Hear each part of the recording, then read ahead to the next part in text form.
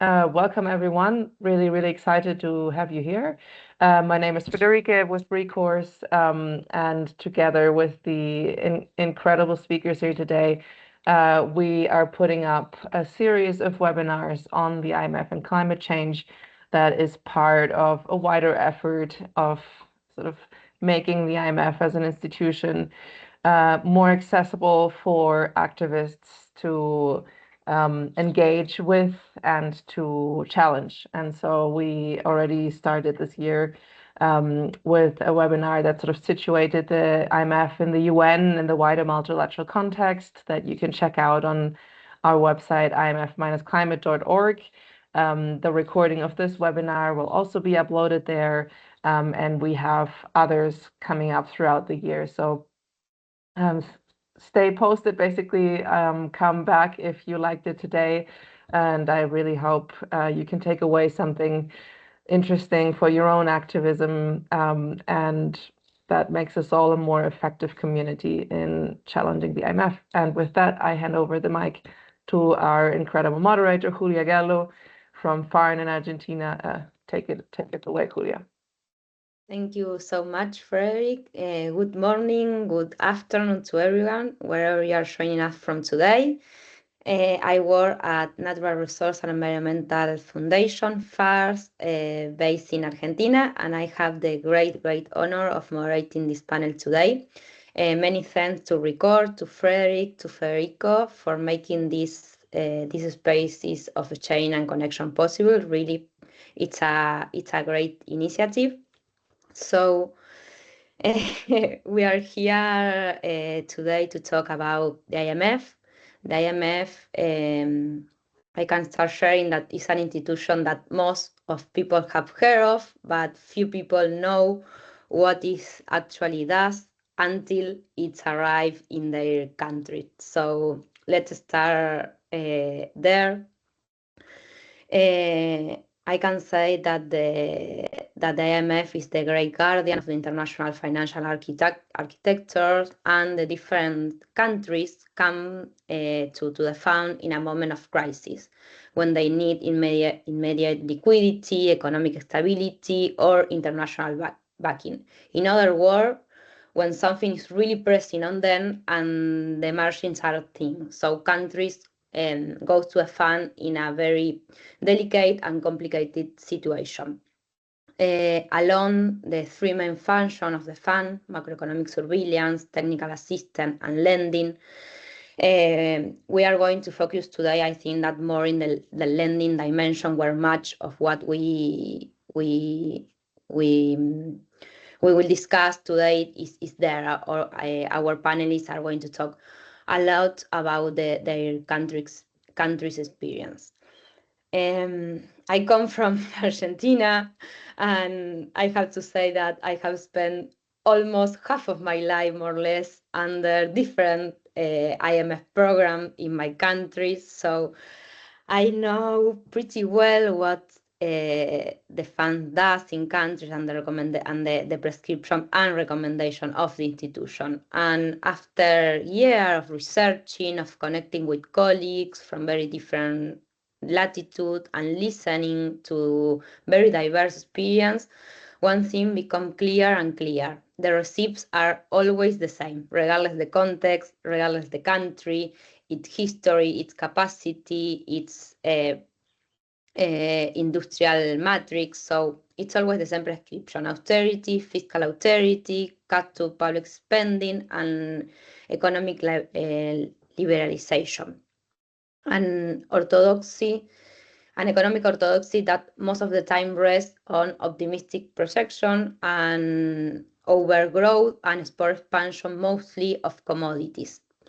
That this dimension always, most of the time, underestimate both social and environmental limits, and the risks of climate transition in a world that is already being reshaped by climate change. So the same recipe over and over for global South countries. So we are here today, and we are going to look deeper and look close to the to one dimension that always seems to sit at the margin, and sometimes it's like sometimes is invisible side, and it's the environmental and climate one.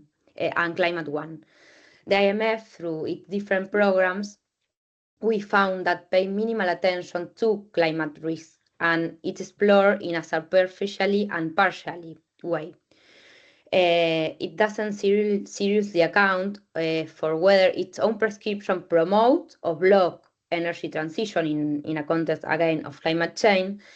And in what we have seen in the different depth sustainability analysis is that it doesn't incorporate climate risk, which means concretely, for example, if a country like Argentina in 2023 suffer a drought, a flood, a climate disaster, it still have to pay the fund back, no matter what.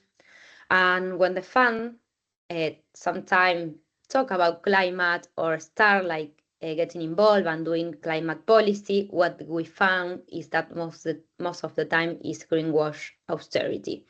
Most of the recommendations are cut to energy subsidy demand, carbon pricing, and over-reliance on private sector, without considering the impact of industry, the vulnerable sector, or the real possibility of a just transition. We have to say that private finance alone will not decarbonize our economies, and IMF programs aren't investing in what is needed to protect people and the environment either. So that is why we are here today. I don't want to take more time. I would like to listen our amazing colleagues, to listen the concrete, the different grounded experience that they will bring from Bangladesh, Ecuador, Kenya, Senegal, and Zambia. We would like to understand better what is actually happening in these countries, in very different and different and varied part of the globe. And we would like to learn from you who are researching, organizing, resisting in your countries. And we will have like 10 minutes to each to share your perspective. We have like five brilliant panelists, so please keep your question coming in the chat, and then we will have like in a second part of the webinar we will open for a Q&A. So let's start with Andres, if you would like. Andres Chiriboga Tejada is an economist, sociologist, specializing in finance for development, debt, and monetary policy. He has served as an Ecuador governor to both the IMF and World Bank, and he's currently a postdoctoral research at UNAM, Mexico. So, Andres, the floor is yours. You have 10 minutes to talk about Ecuador. So, thank you so much. Awesome, Julia. Thank you very much. Can you hear me well? First of all, let's check the technicalities. Awesome, so it's working. Perfect. Yeah, thank you to you and to Farn for moderation, and of course to Recourse for organizing this webinar, this series of webinars. Let me show you a couple of slides that I'm going to be using to show you some data on Ecuador, and do let me know, please, if this is working correctly and you're not. I don't know if you're watching the right window, I would say. So, okay, hold on. No worries. There you go. Now it's work. Perfect. Looking good. Working, yeah. And then I will just go to moderator view. So still working, right? Yep, we can still see your presentation. See okay, fantastic. And you don't see my notes or anything like that in my notes. No. All right. That's good. That's important. Despite of the fact that I want to share a bunch of things. In any case, so thanks again. I'm going to be speaking about Ecuador, as Julia said, which 10 years ago was a big champion of criticism vis-a-vis the IMF, and now it's a big champion of being indebted with the IMF. So I'm going to be sharing some of that sad story. I'll start with a couple basic information, especially for those of you who are new to Ecuador and its relationship with the IMF. I mentioned that years ago, 10 years ago, notably between 2007 and early 2016, Ecuador had no credit relationship with the IMF. This was during the government of former President Correa. And the relationship with the IMF was basically Article 4 consultations to unlock access to other NDBs like the IDB. Julia mentioned that I was a governor with the IMF and the World Bank. And at that time, we didn't have any credit relationship with the IMF. We were basically struggling with Article 4 consultations to access other type of credits or resources. But in any case, that situation changed in 2019 when a new president came to office, President Lenin Moreno, who was in the papers supposed to be President Correa's heir, but actually he did a 180-degree flip and launched a neoliberal economic program overseen by the IMF. That's basically what you're seeing in the figure. So 3 programs later, after 2019, during 3 presidential terms, what happened with Ecuador is that debt obligations with the IMF went from basically nothing, as you can see. So before 2019, there was basically an obligation of around $300 million from a rapid facility that Ecuador took to help reconstruction activities after an earthquake that happened in 2016. So it went from nothing to what we have nowadays, which is $9.5 billion obligations with the IMF, which places the IMF as the largest single creditor of Ecuador, holding an amount equivalent to half what the country owes to all other multilateral creditors, such as the ADB, CAF in Latin America, etc. And it represents around 2/3 of the debt issued in bonds on capital markets. So this is how important exposure to Ecuador of Ecuador to IMF debt is. I spoke about 3 programs. There in the slides, you can see some details while I'll talk. But this 9.5 billions that Ecuador owes to the IMF respond to this extended fund facilities. That's the technical name. During 3 presidential terms, Lenin Moreno, afterwards Guillermo Lasso, who did not finish his term, and incumbent president Daniel Noboa, the current president of Ecuador. So these EFF, extended fund facilities, are tied to economic policy goals and conditionalities, which is something that most of you already know. And these conditions, as you can see in the chart, spin around basically fiscal consolidation, with the objective of improving the sustainability of the country's debt vis-a-vis the IMF and other creditors. So in other words, the Ecuadorian government commits to a series of measures to accumulate resources, to accumulate funds that will ensure the repayment of its debt with the IMF and with other creditors. That's the basic line. So what I propose to you in the next few minutes that are remaining is to analyze some evidence coming from the IMF own documents. The last time I'm going to be focusing on the 2024 program, which is the current program that the IMF has with Ecuador, and its subsequent 5 reviews, and also with the statistics that are included in those reviews that are agreed with the IMF and the Ecuadorian Ministry of Economy and its central bank. So there you can see, so I'm just going to be showing you some information. It's not comprehensive, of course, because we don't have time, but you will see the central role of fiscal consolidation and debt repayment on the program coming from the IMF document themselves. So that's the exercise we're going to be doing today. The rest of the rhetoric and objectives, notably regarding climate change and social policy, are only indicative. Oh, sorry, they're not only indicative, but worse off, they, what you can say, serve as a diversion from the program real objectives. So here you can see, this is a picture of Kristalina Georgieva and President Noboa chatting in Davos at the beginning of the year.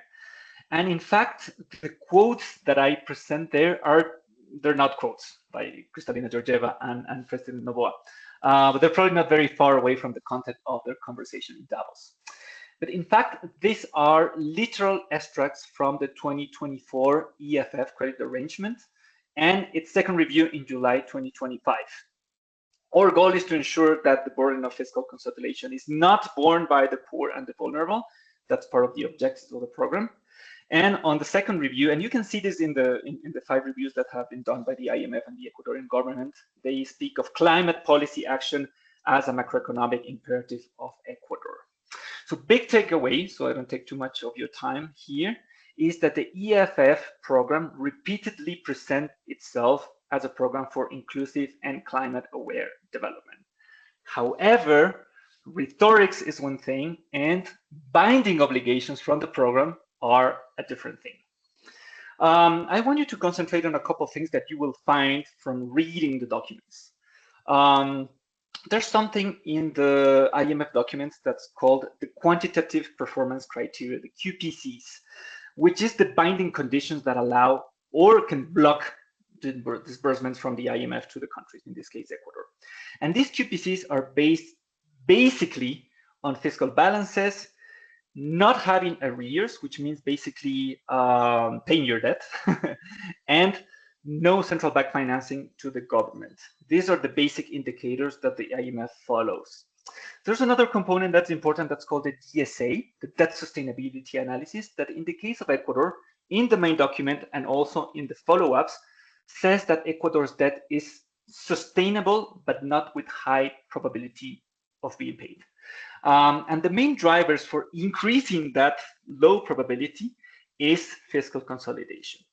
There's no mention in the DSA to long-term development metrics or climate-related metrics. Those have no real weight.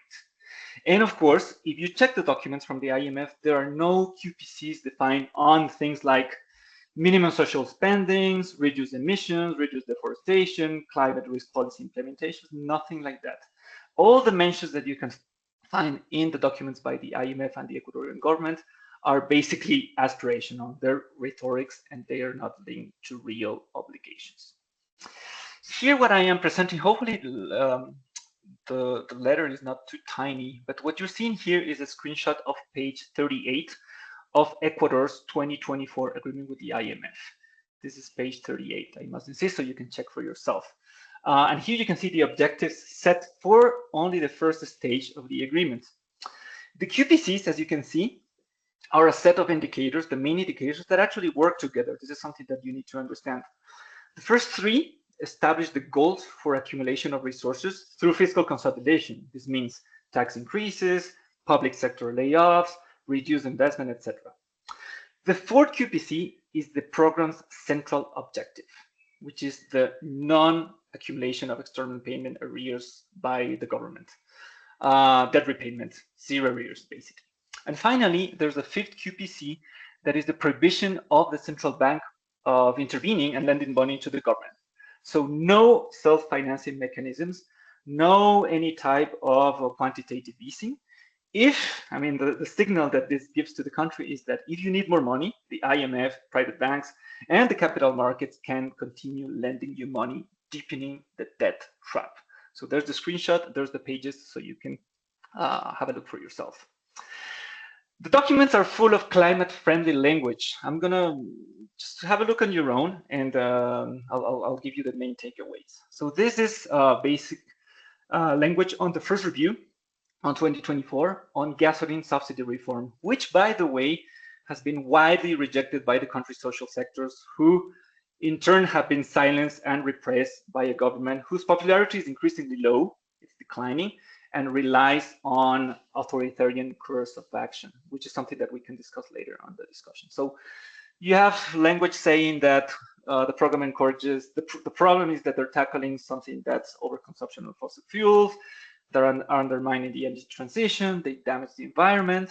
Another example that you can find is this is taken from the second and the fifth reviews. This is basically copy paste on both documents on diesel and broader fuel subsidy reforms that were put in place by the Ecuadorian government. In September 2025, we align diesel prices with international prices. This follows steps to eliminate sectoral fuel subsidies, etc., etc. Most of these subsidies have been shown to disproportionately benefit many who do not need support, encourage overconsumption of fossil fuels, undermine the energy transition, damage the environment, climate-friendly language. But in fact, that climate-friendly language is justifying fiscal consolidation and extractivism. Just almost final example on oil production and revenues. Minutes. So the climate-friendly. Thank you very much. Thank you for the heads up. 2 more minutes. No, it's okay. I'm about to finish. So this is only an example of the type of language that you actually have in the program. So you have climate-friendly language, and then you have something like this. This comes from the fifth review in April 2026. This is the last review that the IMF did on this program. In addition, the government is launching initiatives to increase net oil revenues, including by gradually increasing production, partially through greater private investments, improving operational efficiency, enhancing the capacity of oil refining system, etc., etc.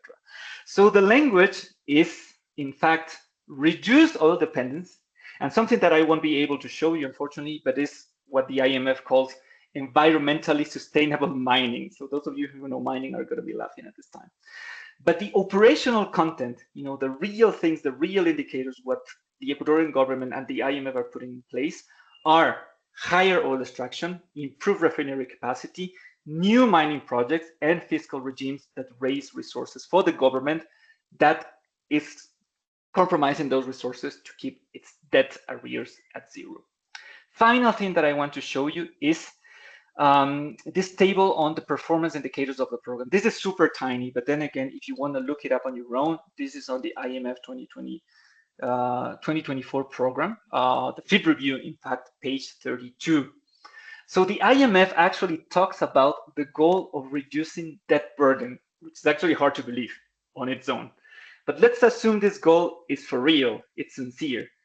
The success of this goal of reducing debt from 53.8 of GDP to below 40% depends on oil production. It assumes that oil production is going to be busted. Otherwise, this goal of reducing debt is simply not going to be happening. So the program speaks about going from 160 million barrels exploited to 175 million barrels exploited.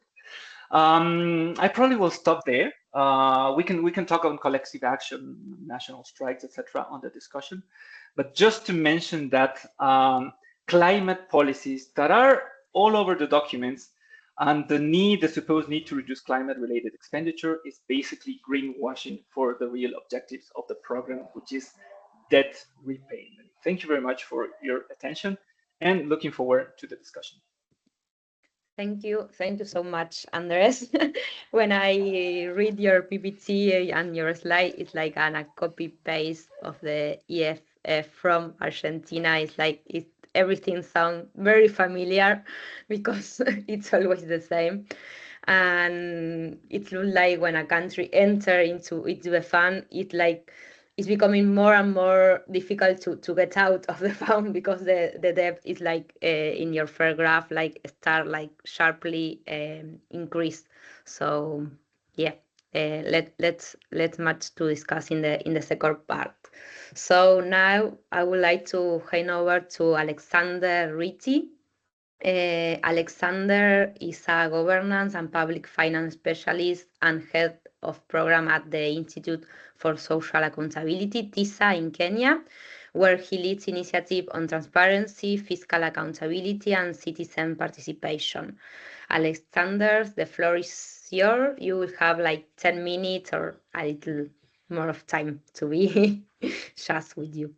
So the floor is yours. Thank you, and good morning, good afternoon, good evening, depending on where you are. I hope you Sorry, can Alexander, see could you put in a full screen mode your PPT? No, yeah, perfect. Good. My presentation is very short. Actually, it's just one slide. because you've given me 10 minutes, so I intend to utilize the 10 minutes very well. Let me, similar to Ecuador, Kenya got into a serious IMF program in 2020 at the height of COVID, and we were also in the extended fund facility program. And when the fund came into the country, the first thing that the fund focused on was fiscal consolidation. The idea here was to reduce our fiscal deficit. By that time, during COVID, the fiscal deficit was at around 8.7% of GDP, and the idea was to push it down to around 3% of GDP. Just to fast forward, out of the many reviews up to the ninth review, we didn't achieve that. So the program failed to achieve the initial objective. However, when it came in, we saw a raft of measures that were introduced. First, we had very serious budget cuts on development spending, and these affected projects that would go into climate change mitigation, water harvesting, you have your usual infrastructure.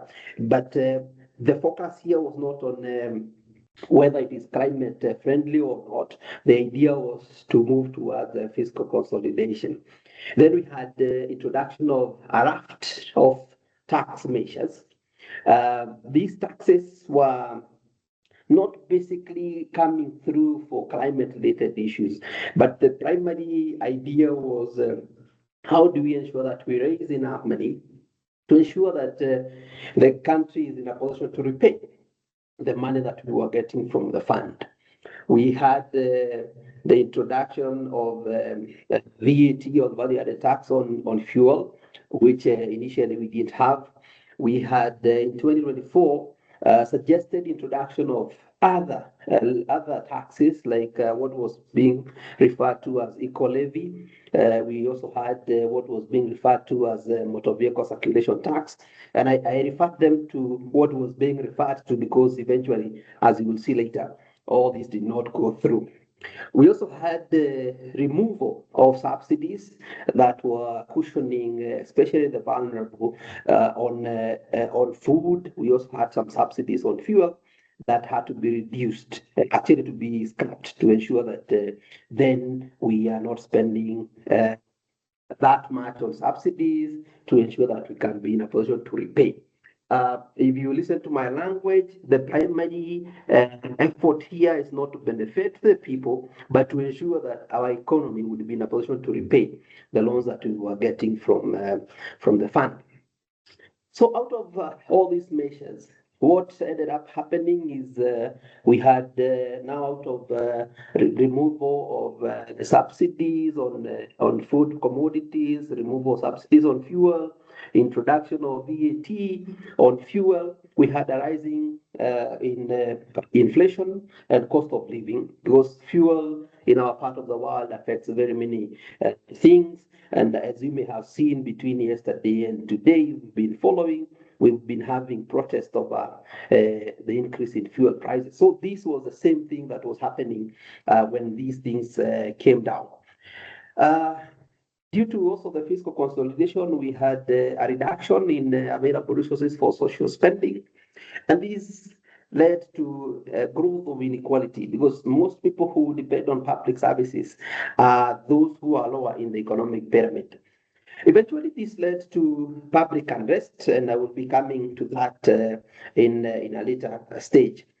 So now, as TISA, we convene a coalition, which is in Swahili referred to as Ko-Uchumi. Ko-Uchumi simply in English means save the economy. And the idea of having this coalition was to bring together civil society organizations, student unions, labor movements, and even technocrats and researchers to come and discuss the issues of debt justice and how do we ensure that taxes are just to the people. And what we normally do in this coalition, we engage the IMF directly, including the meetings they have, whether it's the springs or the annuals in Washington. But at this point, we felt that the IMF needed to be accountable for the fiscal policies that it was proposing, given that even beginning of 2024, we saw the government pulling out of the ninth review of the IMF program because it had failed. And our view was, why is the IMF continuing to give our government more money if the program is not achieving its objectives? And at that point, we had meetings with the IMF office here in Nairobi. And at some point, when we told them that we need to be accountable, they sent us back to our government. They told us, we are the International Monetary Fund, go deal with your government.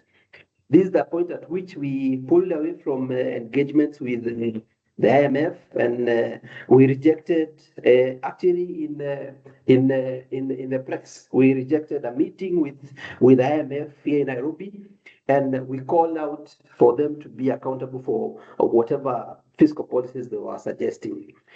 Thereafter, in 2024, out of now the raft of the measures that were suggested by largely the IMF, we had Kenyans going out in the streets and protesting against the finance bill, now the popular Gen Z protests.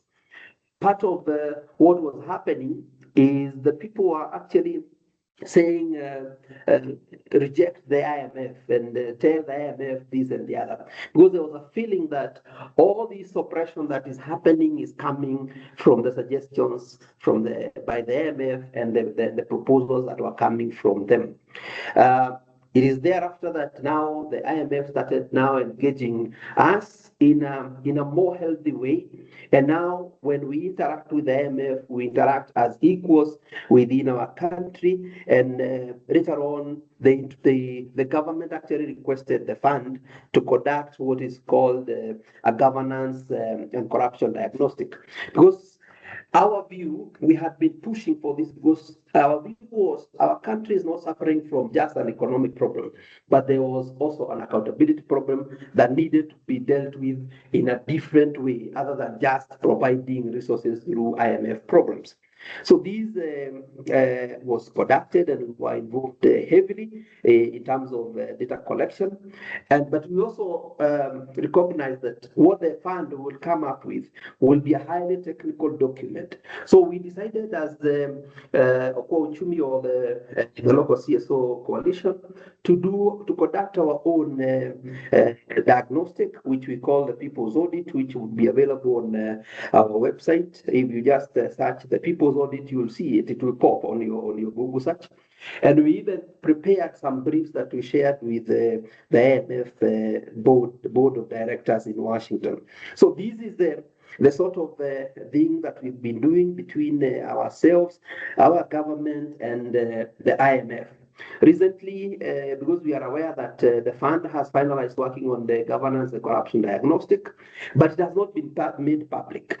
What we have done, we have now drafted a petition to our National Assembly, requesting the National Assembly to summon the government to have that document tabled in Parliament and made public, so that Kenyans can have a discussion with the government on what is provided in the GCD.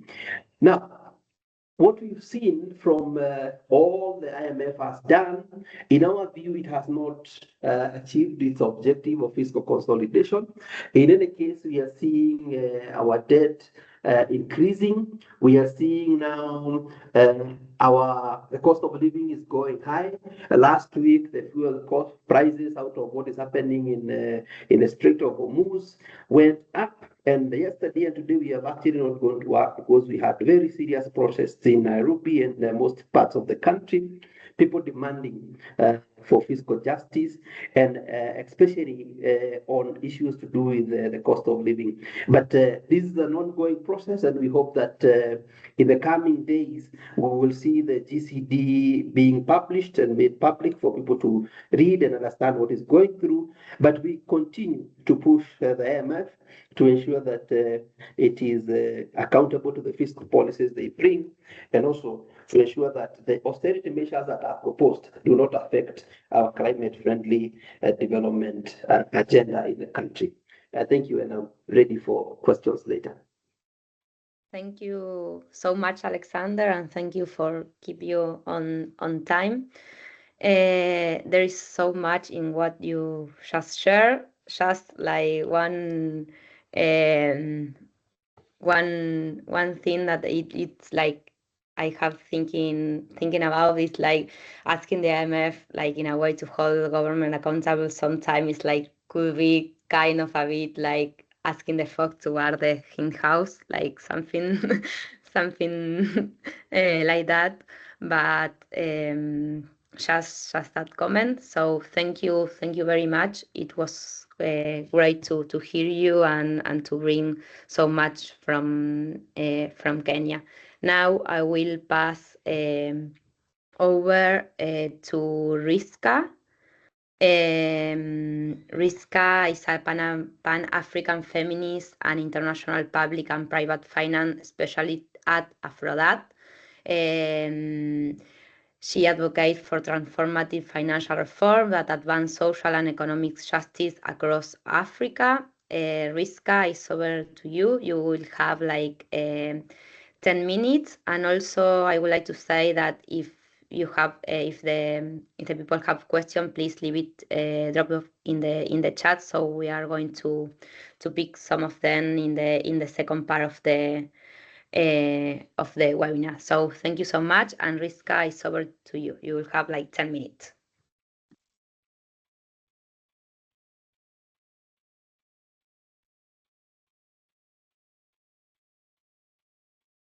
Riska, we are seeing your slides, but you're still muted, just in case you've started talking. Yes, sorry, I was struggling to unmute myself. Good afternoon, everybody. Just give me 1 second, put my slides up. Good afternoon. Thank you so much for the introduction and also the opportunity to be here with you. So I will be presenting on Zambia. Even though I'm South African, it is a case study that we have been working on at Aphrodite. And we have also produced quite a few debt profiles and country studies on Zambia, and I thought we could discuss this case today. So I'll be presenting on the IMF conditionalities related to the debt distress of Zambia, looking also at the climate vulnerabilities and how these interlink.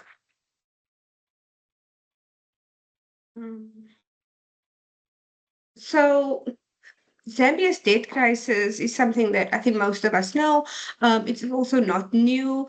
In the early 2000s, they had actually received a write-off of majority of their debt under the HIPIC, which is the Heavily Indebted Poor Countries and Multilateral Debt Relief Initiative. And what we did see after that was a move to more expansionary fiscal program, and also to note that before this, they were also had quite a few IMF programs, but their last one completed in 2011. So they were on quite good footing to macroeconomic stability. They also graduated in this time from a low income to a middle income country. And then we saw China kind of enter and the debt landscape change quickly. And most of these projects were undertaken publicly to fund construction for macroeconomic growth. But in reality, what the evidence has shown is that it was mostly funding things like government payroll. And what then happened was excessive borrowing, weak revenue mobilization, poor oversight and governance. These all kind of bottled within the country. And as early as 2010, Zambia actually sought assistance from the IMF to address economic imbalances at that time. And this already then triggered structural reforms and austerity. But they continue to kind of borrow on a large scale from China predominantly, and also the private sector bonds. And then in 2019, debt service had already then become one of the largest spending categories. We did see that COVID-19, like for most countries in the global south, even the world over, it did worsen their economic struggles, and because of the heavy reliance on copper, the demand fell, and obviously this was coupled to the dollar, and these exchange rates then had negative impacts on their foreign reserves. And this obviously, as with many African countries, the market responds almost instantly, and you can see how Zambia's ratings kind of dip throughout time, and it reaches an all-point low just as it's about to default. So this default then happens in November of 2020, and it was the first African country post-COVID to default on a bond repayment. And then Zambia sought debt treatment under the G20 Common Framework in 2021. And I think this then spurred the infamous, long period, waiting period, and also where civil society critiqued the Common Framework a lot using this case study. They did also at that time request for payments to be frozen under the same mechanism, and many traditional creditors actually said yes, but we saw that European and Chinese creditors rejected this, especially private creditors from China. And so we still see the heavy impact of being so dependent on copper as an export and also as a source of foreign exchange. So this also then continued to have negative impacts. And then this was also constrained by ongoing droughts. So Zambia is quite climate vulnerable, which we'll get into later. But this case study at this point then really does illustrate how debt distress, extractive dependence, and weak accountability has this intersection where it deepens in inequality. And then, so Zambia entered a new IMF program in 2021. So this was a 3-year program, and it was the extended credit facility for about 1.3 billion. This did increase later to about 1.7 USD billion. And in January of this year, this facility had reached maturation because it was for 3 years. And at this moment in time, we know that Zambia is now seeking a full program rather than extension. And if we go by what the previous speakers have so excellently put forward, is that it spells even more trouble for the country. So this program specifically wanted to do two things. It was to restore macroeconomic stability and then to deal with the debt issue. And it really advocated for stronger revenue measures, tighter expenditure, and fiscal consolidation. And fiscal consolidation, as the other speakers have explained, is really the tightening of government expenditure by implementing austerity measures, which are essentially regressive tax measures.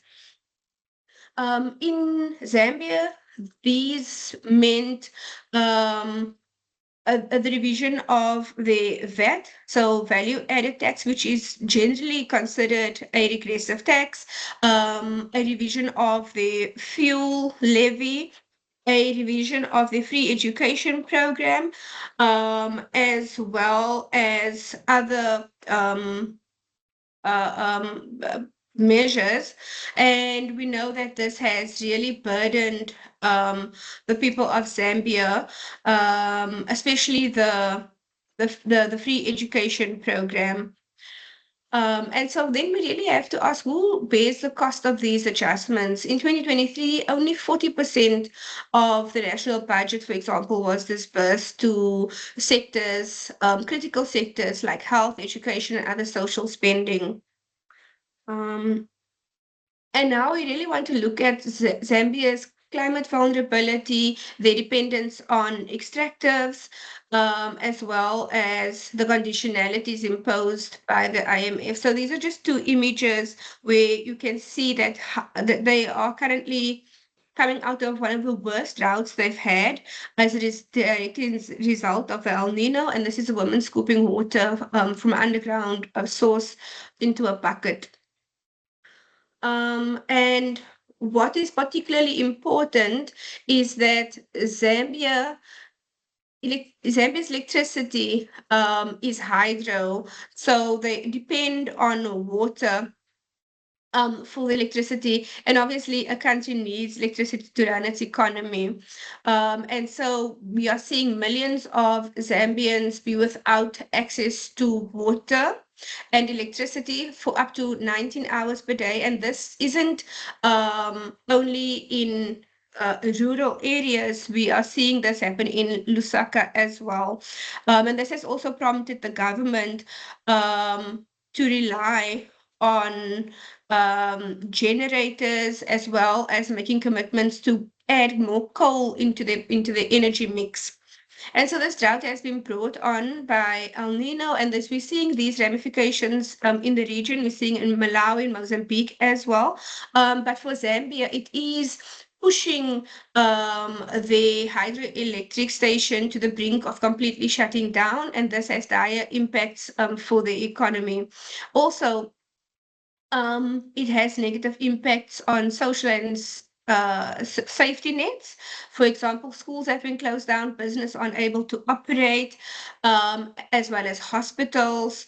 And so we're seeing this rollback then to adding more coal into the mixture. We know that greenhouse gases are a leading contributor to climate change. And so you begin to see this cyclical trend. The economy also depends heavily on agriculture and tourism, and then these both are then also put at risk. And we also know that millions are then at risk of losing their livelihoods, their cattle, entrepreneurs depending on, for example, tourism, also at great risk of losing their livelihoods. So Zambia's debt distress then unfolded alongside severe drought, food insecurity, and pressures on water and electricity. And then we can really then see how these created the perfect storm for Zambia. And because they're already depending so heavily on minerals and commodity exports, a taxes in this area then would have helped them a lot. But we saw in 2021 to 2022, they did a U-turn on things that would have helped their revenue. For example, windfall taxes. They instilled it, and then the next government came and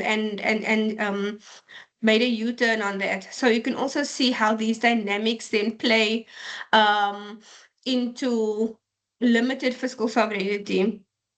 And then this really does speak. Sorry to interrupt you. Like you have 2 more minutes. So okay.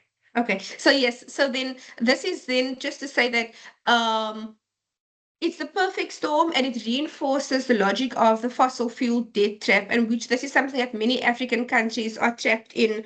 And it's also what allows Zambia to access the market. Because remember, when they defaulted, they were basically cut off from the market. But when they are able to kind of enter these resource-backed loans with China, it gives them new lines of credit not available to them any other way. So the last question then becomes, what must change in climate finance? And we know that not only Zambia, but Africa as a whole, there's a huge shortfall on climate finance.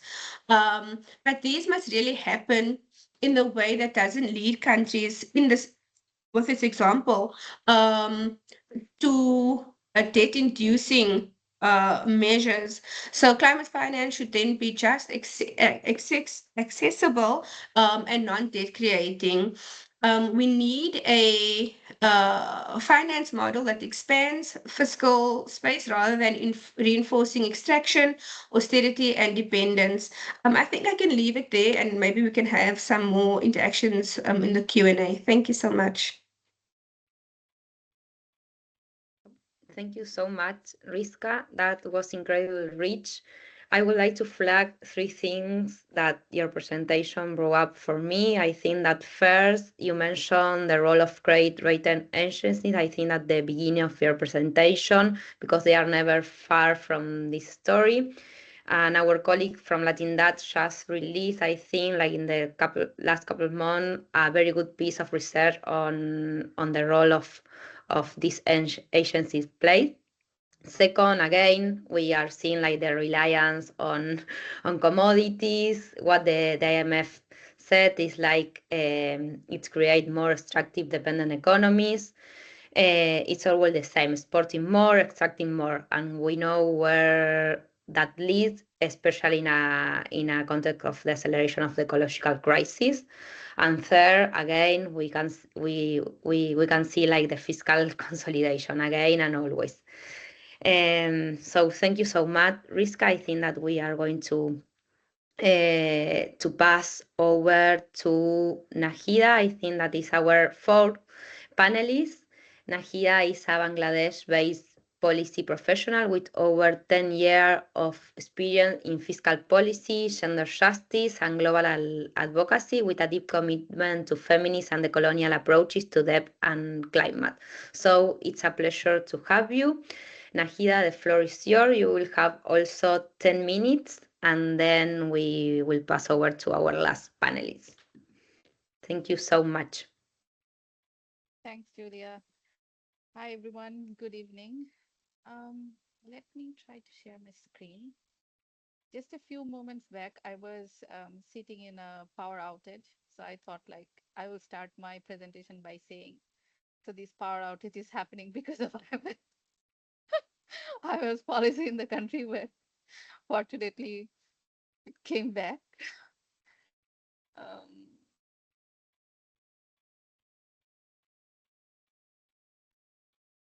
my screen. Yep, now yes. Just keep, no, yep, full screen mode, right. Okay, thank you so much. So I think my speakers talk about the overall country situation of the IMF program in the country. I think I will narrow down a bit. I will only talk about the IMF's resilience and sustainable facility, because it's very much focused on the climate resilience, as IMF claimed that it's focused on increasing or enhancing the climate resilience of the country. So to give a bit of sorry. Okay, to give a bit of background. So the RSF is the RSF fund, the Resilience and Sustainability Fund is it's set up by IMF through the rechannel of the G20 special drawing rights allocation. So I think it's a sort of a history that we need to know to understand the RSF thing. And Bangladesh was the first Asian country to receive that loan from IMF in the piloting phase. And it exclusively focus on, it says exclusively focus on climate change and disaster risk financing strategy they would develop through this arrangement. And there are some, core pillars, like it will respond to the climate shocks, and it will enable financing, catalyzing financing to the vulnerable nations like climate vulnerable nations like Bangladesh, and it will mobilize the long-term financing for climate transitions.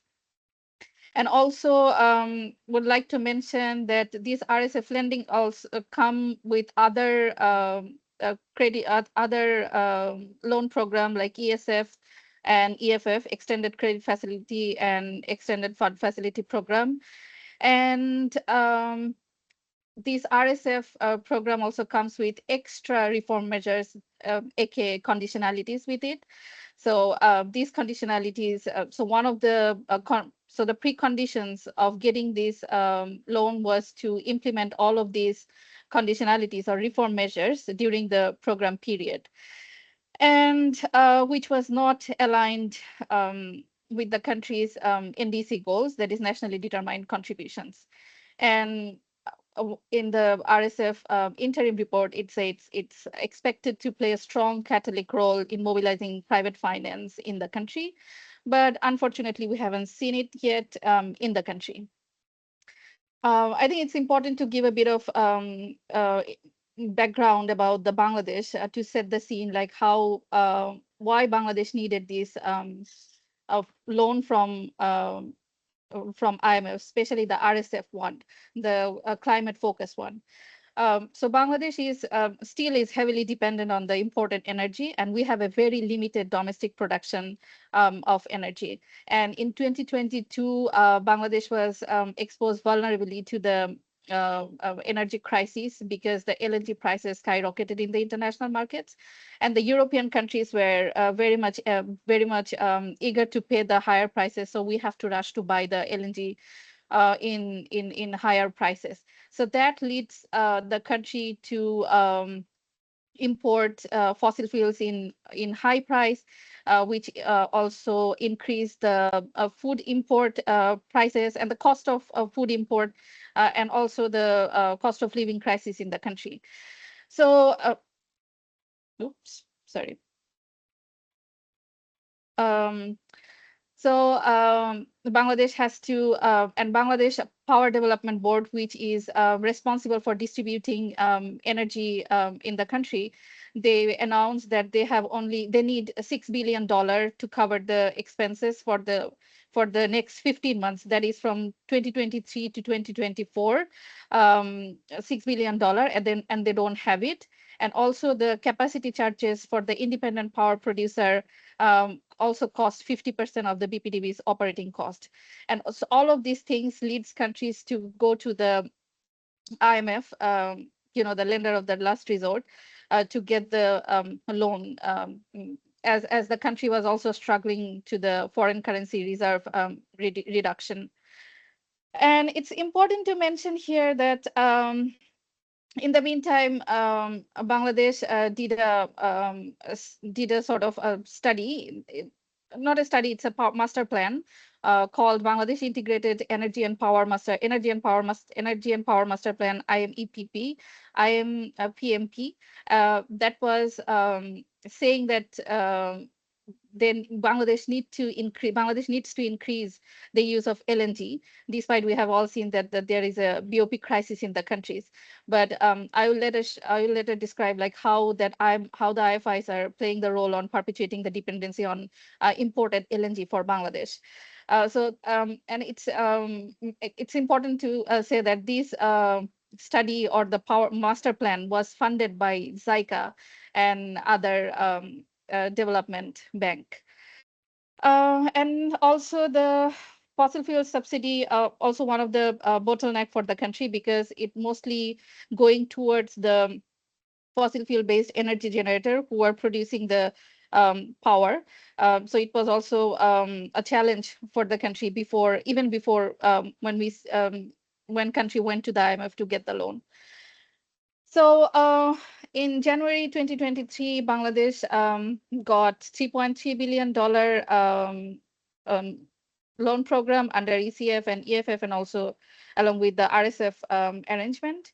And I'm not describing all the things that has come with the arrangement, but there are 11 reform measures that comes with RSF program, besides the 15 or 16 ESF and EFF conditionalities.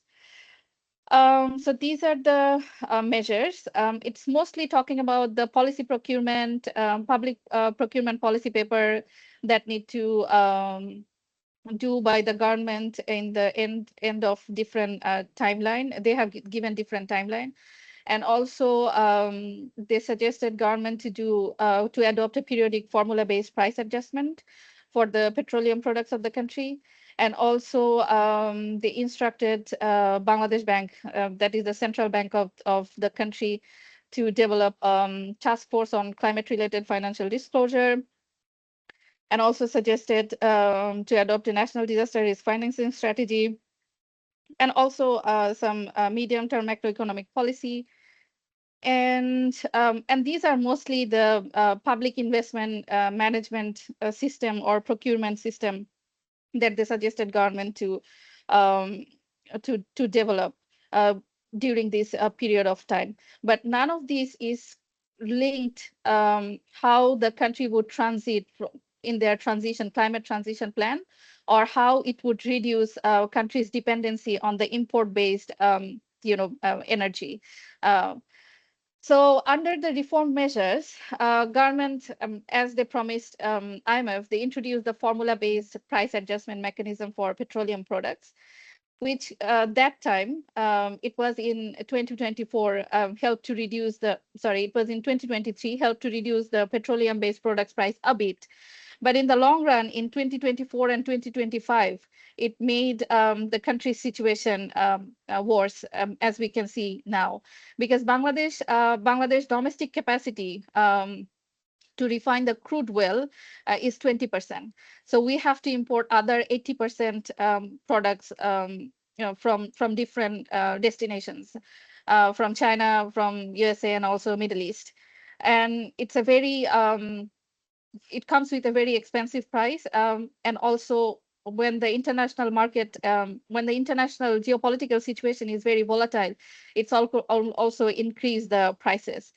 So when the IMF suggested this periodic formula-based adjustment mechanism, there was no technical, economic, or social impact assessment has done for this, like how it would impact the governments, how it would impact the economy, because it will eventually go to the private sector, who will import the energy in lieu of government.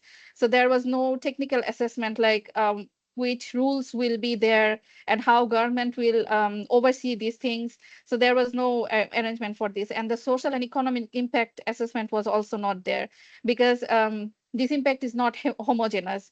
For example, agriculture. Yeah, sorry to interrupt you. Like, you have 2 more minutes to wrap up. Yeah.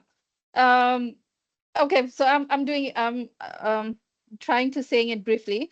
So there was no economic and social impact assessment, and also the other several reforms agenda was focused on public investment management, that is PIM and CPMA. That many people thought it's a significant step, but there is no clarity like how it would be improved the current level of the median level. And also Bangladesh is a very much one of the most climate vulnerable countries in the world. And World Bank's own CCDR report found that Bangladesh in 2022 invested like 1.1% of its GDP, where we need 5% of the GDP only to implement country's adaptation and mitigation plan. And also the RSF arrangement fund introduced a new loan-based investment that is called BCDP.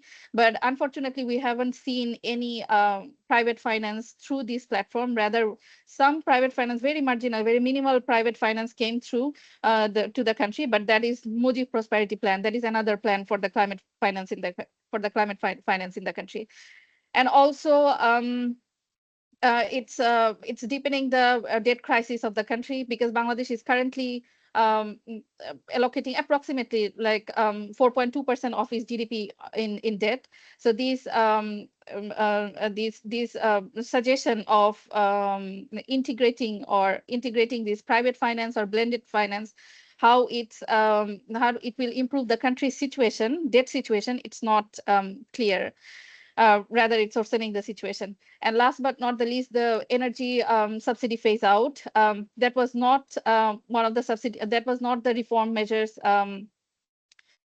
suggested by the RSF program, but that was on the EFF and ECF program. And IMF report said it's one of the reform that needs for the RSF macroeconomic justification.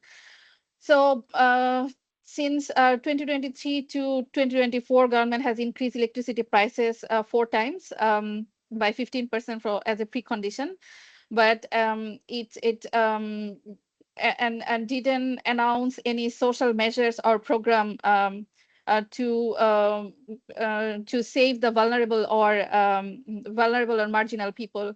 As we have seen, it has disproportionately affected the poor, marginalized community and the women in the country, who barely surviving amidst the price hike since pandemic, and also this current geopolitical tension of Iran, US, and Israel as worsening the situation of the country's climate financing. So just to give a glance, like how this IFIs is perpetuating the country's fossil fuel dependence and import-based energy system, because you can see that World Bank funded a gas-fired plant 422 million, and also there is a 407 million mega project in Bangladesh is ongoing right now, that is World Bank funded, and ADB has also funded 91.3% energy financing in Bangladesh, and mostly all are gas-based infrastructure, and only allocate 8.7%. Okay, Sorry, I have hate to almost interrupt finished. you, but we need Okay. to pass over our next panelist because it's like we are short, like Yep, pass sure. of time. I will end it here. So, Yeah, I will share the okay. slide. Thank you so much. Okay, thank you so much, Nahia. I think that you bring like a very useful example. Bangladesh is such an important case. It's the first country of Asia to access to the RSF.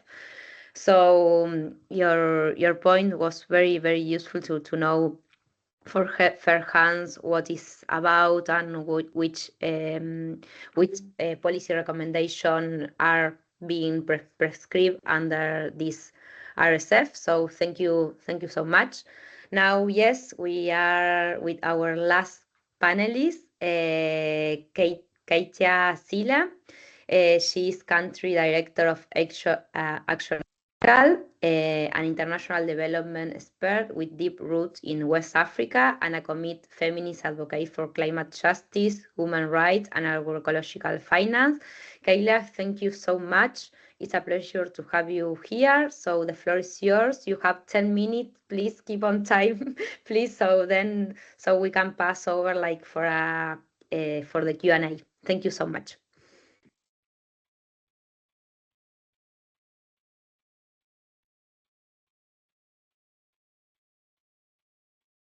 We can't hear you. Sorry, maybe you are mute. Can you hear me now? Yep, perfect. Yeah, sorry. So thank you very much for having ActionAid in this debate around ActionAid around IMF and its impact in our different countries. I listening to Bangladesh, Zambia, Ecuador, and Zambia and Kenya speaking. I think it's very much illustrative of the IMF's presence in our region. I mean, the cases are so similar, listening to all the presentations. So I'm happy to be here. And I think I want to frame the conversation within the broader context of IMF presence in Africa, starting with the adjustment, political adjustment that happened in the 1980s and 1990s, where many African countries, including Senegal, entered IMF and World Bank structural adjustment program, which meant a combination of currency devaluation, liberalization of trade, privatization of privatization of national companies. Senegal's currency actually was devaluated in 1994, becoming 50 in 1994, 50% lower than the French currency. There used to be a parity. There was also privatization of a number of national companies, including the telephony company, which was owned by 50% by France Telecom, and the water sector was completely privatized, and there was also an attempt to also privatize other sectors of our economy. There was also subsidy removal, especially in relation to agricultural inputs, which also had a great impact on the rural populations of Senegal. And of course, public spending were also cut, meaning less spending in basic public services, including health and education. But like I said, this is part of a broader, I guess, IMF's presence in Africa across from the 1980s to now.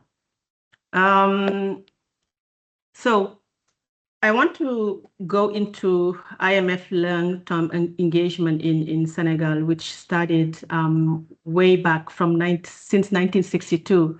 And IMF has had at least 21 programs in Senegal, which of course has increased our debt dependency.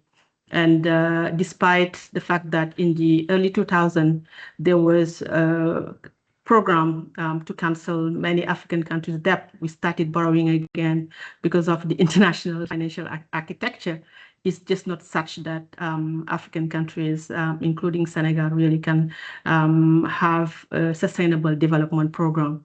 So the country returned to external borrowing, mainly to invest in major infrastructure, including political program like the program Senegal Emergent, the construction of the Train Express Regional in Senegal, and also building energy infrastructure.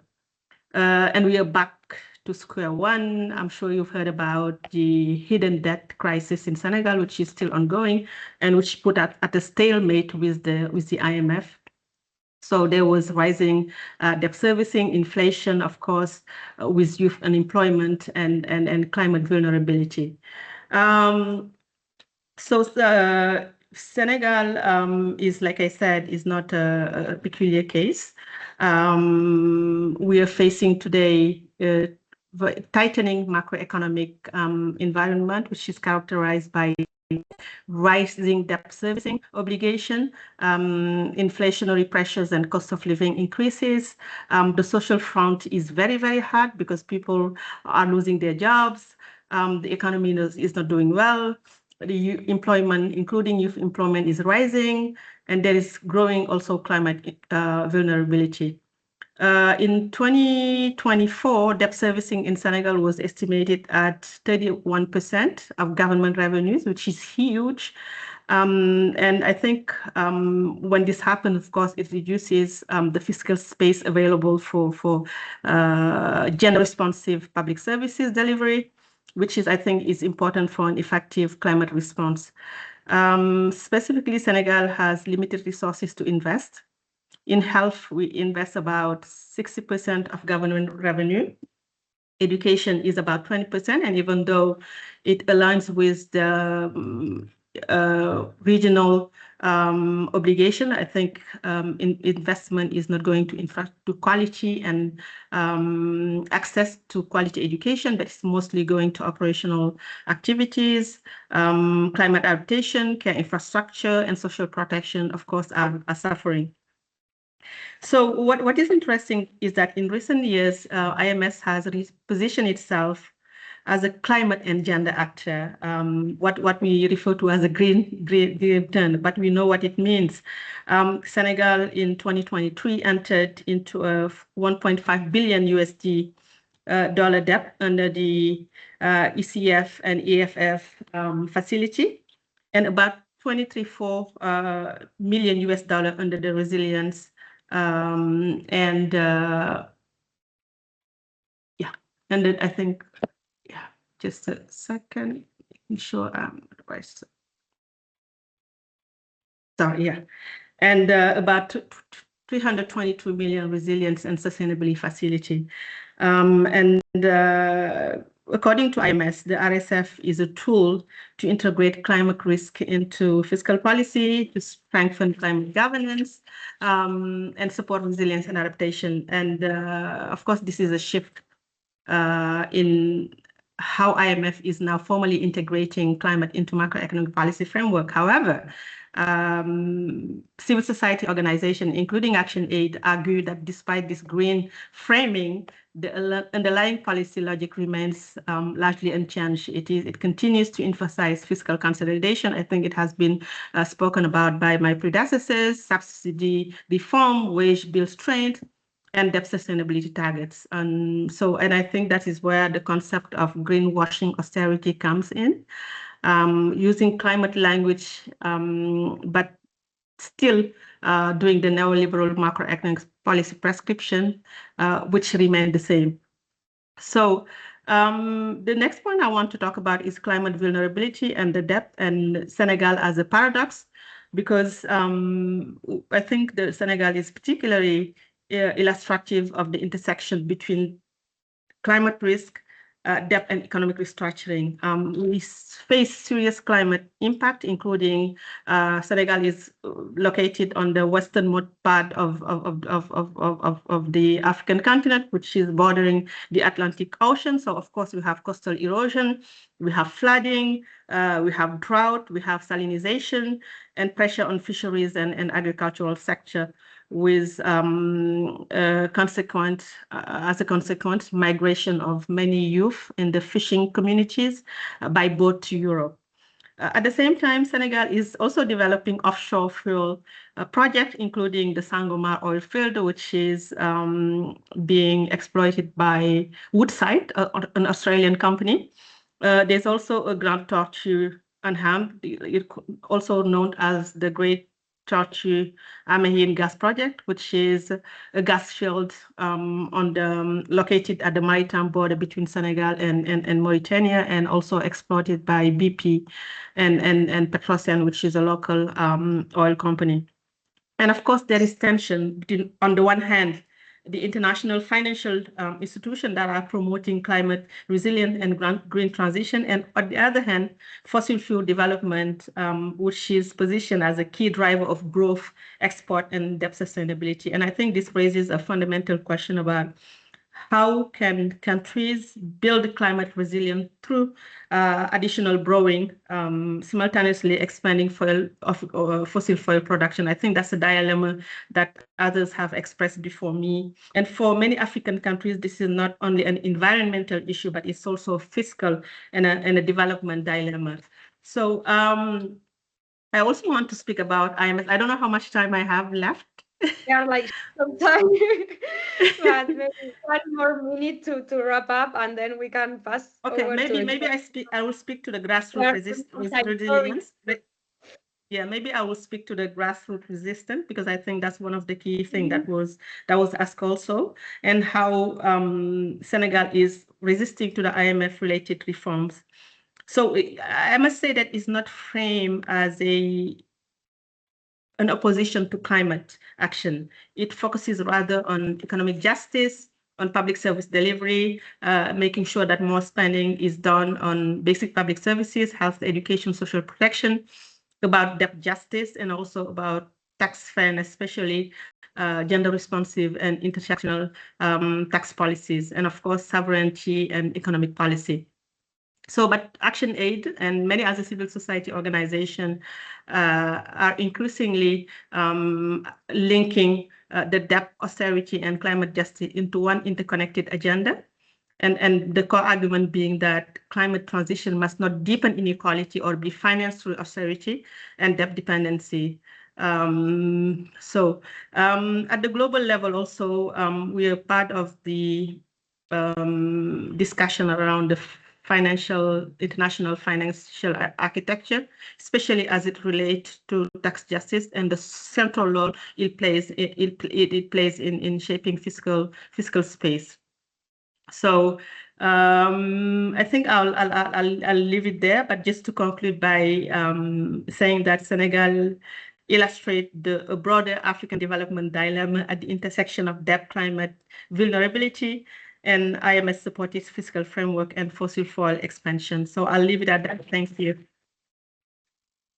Thank you so much, Kaitia, and thank you so much to all of of our panelists today.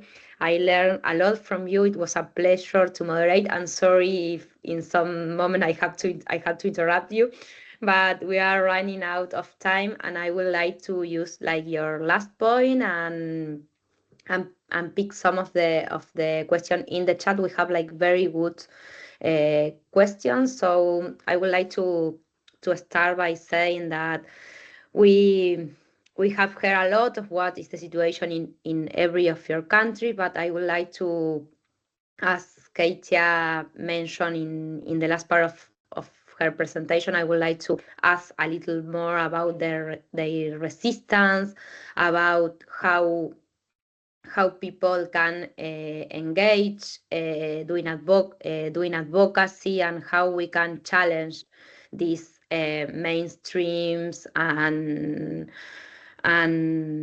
powerful narrative from the IMF. I would like to hear a little more about this. I'm going to invite you, the five panelists, to make like a 2 minute final remarks and talk a little more about that dimension. So thank you so much. It was a great pleasure to have you all today. I don't know if someone would like to start. I see Rizka. Yeah, just call on individuals. I think that's easier. Maybe, yeah. Maybe I would like to invert the order. So maybe we can start with Rizka, then Andres, then Alexander, Katia. Yeah, thank you so much, Julian. Thank you for all of the enriching conversations here today. I've also learned so much. There was a question also in the chat asking about some how do you counteract the negative impacts, and also like what is needed. I think for us at AFRIDA, the problem can really be addressed in twofold manner.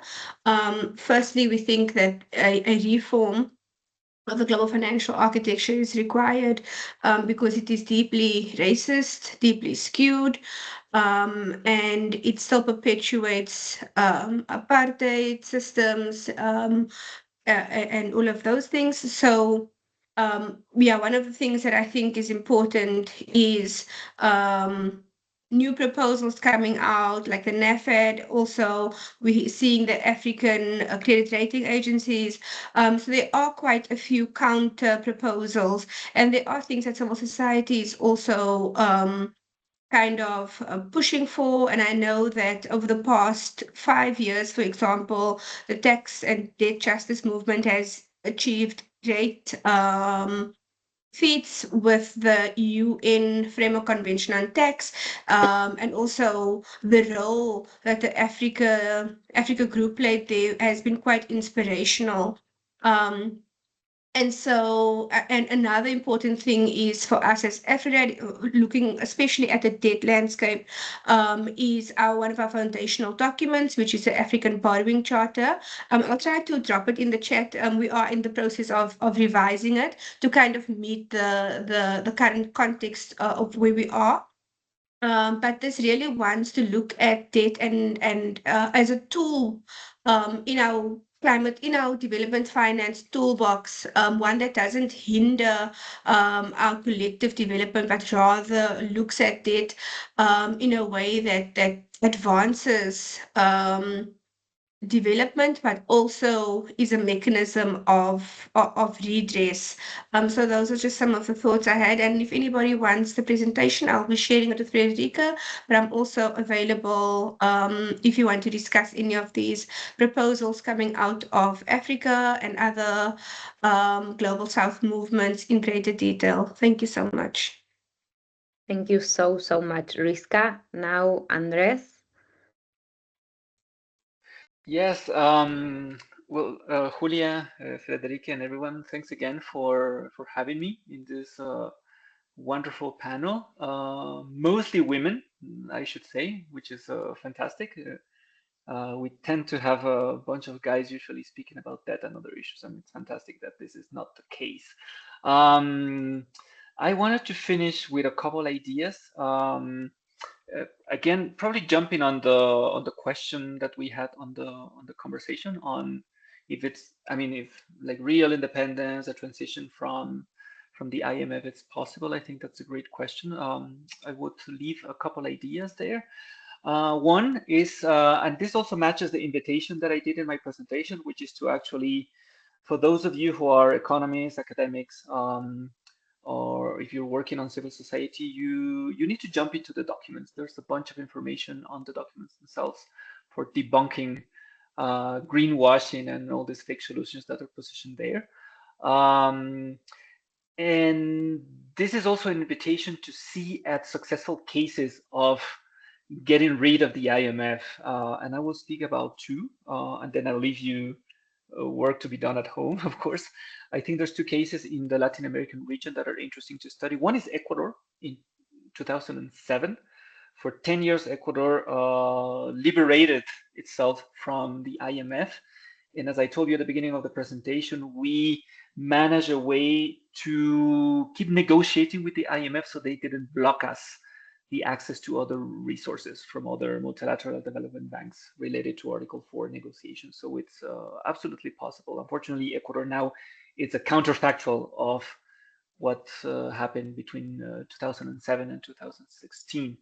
And the other interesting case, unfortunately, it came towards the end of the presidential period of President Petro in Colombia, is Colombia. So recently, Colombia paid all its debt with the IMF and liberated from its conditionalities. Of course, these cases need to be read in context. So we cannot say that Ecuador's macroeconomics and political situation is the same like in other Latin American countries or other African countries, but there's lessons that we can pull from these cases. So there's possibilities. Couple final ideas. In order to do that, of course, you need to generate and access other sources of financing. Preferably, I would say in local currencies, because part of the debt trap, which has been referred by several of the panelists, is the fact that in order to tackle the issues that countries have in terms of resources needed for manufacturing production, to tackle food production deficits and other types of deficits, you're forced to acquire debt in dollars. So that's a big part of the problem. So it's important to think about other sources of financing, preferably in local currencies. So at least you break the debt trap in dollars, which is part of the story. And another factor, and I'll finish up here, is an issue of collective action. So part of the problem with debt traps is that negotiating power is always being inclined towards the north, which is a block of actors, not only countries, but you have the IMF, you have the World Bank, you have private creditors that act historically in a coordinated manner, while countries in the global south keep acting alone. So countries need to act and address this collective action problem. The borrowers platform that was just launched in the context of the UN, it's a step forward, but definitely countries need to find ways to put together a different type of collective action, debtors clubs, and this even goes beyond the issue of debt. We can think about procurement clubs, exporter clubs, buyers clubs. So the issue with collective action is absolutely necessary to transition from the independent to a independence, not only from the IMF, but I would say from the debt trap, generally speaking. And well, thanks again for the webinar and for having me. Thank you, Andres. I also have to mention the Argentinian case in 2005, 2005 that cancelled the country can sell the all debt with the IMF and could define like their own economical policies for a while till 2018. So now I would like to pass over. Thank you, Andres. It was great, really great to have you. And I will pass to Alexander to share some final reflection. Thank you very much. And I would like to start from where Andreas has stopped, and the colleague who spoke from Senegal. In fact, I was in Senegal, in Dakar last week, and part of what we were discussing was how can African countries and most of the global south come together and form a coordinated mechanism through which they can negotiate when they need to do a restructuring. And we discussed a lot about the borrowers platform, and that would be an area that we are encouraging most African countries and most of the global south to see that they join this particular platform that is being coordinated currently by UNCTAD. This would enable African countries especially to have a coordinated way in which, as borrowers, they renegotiate their debts.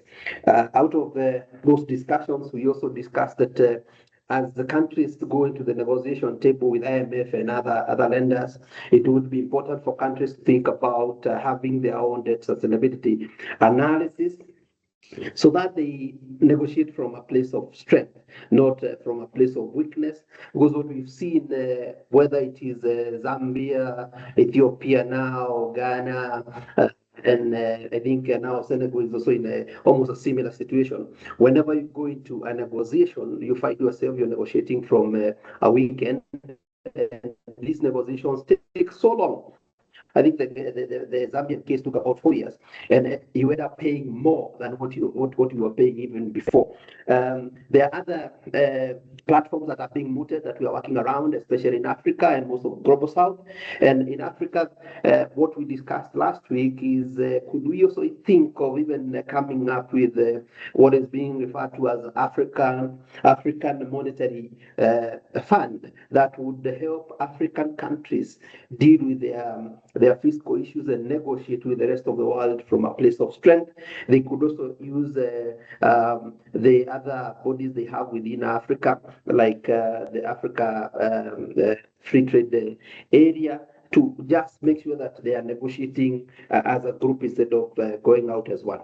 Finally, it will be important, especially for those of us in the global south, to ensure that we have our own rating agencies and we stop actually depending on rating from most of the global north and IMF and World Bank rating agencies that are related to them. Because this we've seen over time.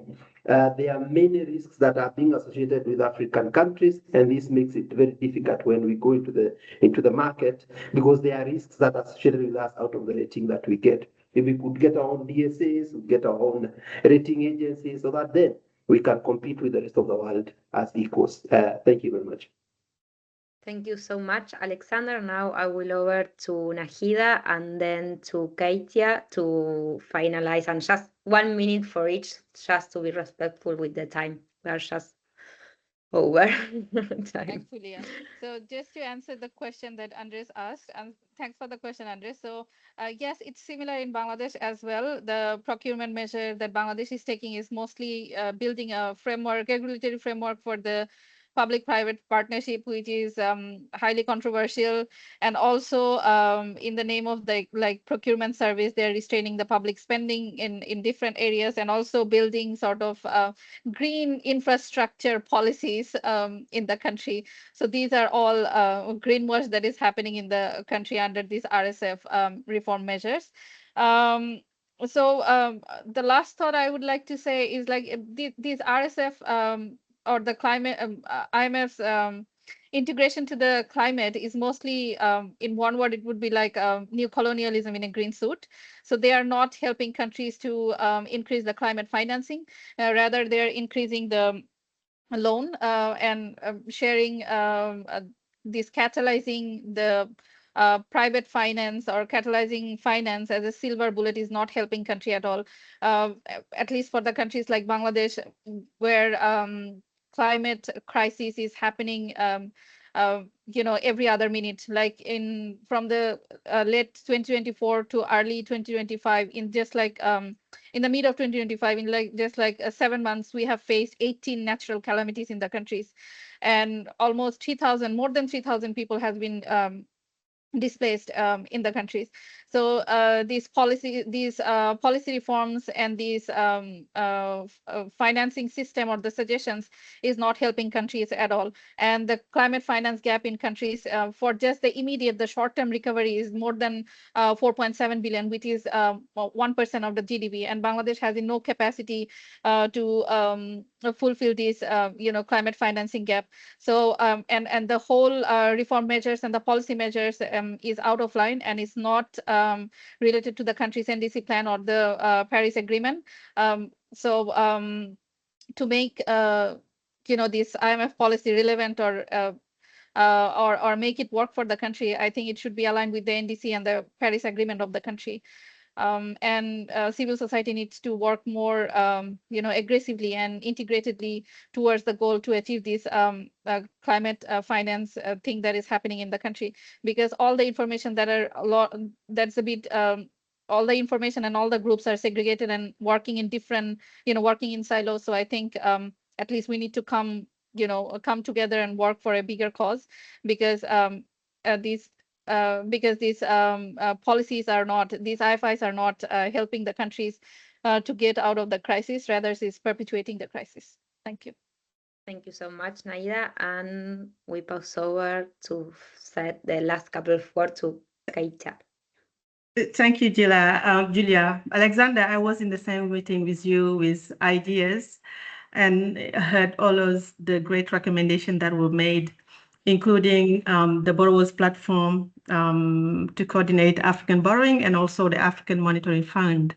But like Andres mentioned, we cannot do this if we don't have collective action. And that is why for ActionAid, we have really framed this discussion around liberation and reparation, along with the African Union Agenda 2025, which is about reparation. And it's reparation about the historical but also current injustices related to colonization, slavery, and the current international financial architecture. And really our advocacy is debt cancellation based on all of these things. We have published a report titled Who Owes Who? And the report really breaks down how much countries in the global south owes to countries in the north, comparatively to what they owe us in terms of, just look at climate debt, which is trillions of dollars more than what we owe them. And really, our work is to build the people movement across the globe to demand for debt cancellation, but also reform of the international financial architecture, taking it from the grips of the World Bank and the IMF, and creating a UN framework convention for international tax cooperation. And I think that's my call for this meeting. Thank you. Thank you, Katie. Very powerful. And yes, of course, the debt cancellation should be on the top. So I really wish like we had more time. There is much more to say, and it was a really pleasure to hear from you. Thank you to Andres, Alexander, Rizka, Katie, and Nahida for your generosity, for your time, of course, your commitment, for all that you bring in your presentation. In your presentations, you work a lot on this, and thank you so much. For me, it was a pleasure, and I learned a lot from you. Thank you to Record, to Federico for making this space possible. And thank you, of course, to everyone who stayed with us through the whole session. We are like 10 minutes past from our time. So thank you so much to all. And I will leave it here. I don't know if you want to say something else, Frederick. So we close the session. Thank you so much. Sorry. Have a lovely Thank you. afternoon, evening, Thank you. everybody. Thanks, everyone. Bye, everyone. Bye. Thank you.